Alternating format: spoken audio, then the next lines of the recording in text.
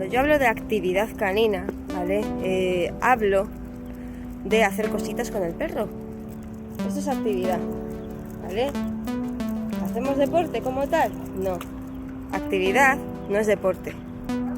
Actividad es hacer cosas.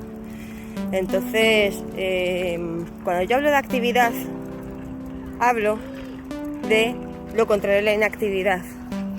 Y ese es uno de los grandes problemas que hay, que causan problemas de conducta en los perros, en especial los perros de ciudad, que es la falta de actividad que les damos a nuestros perros por falta de tiempo.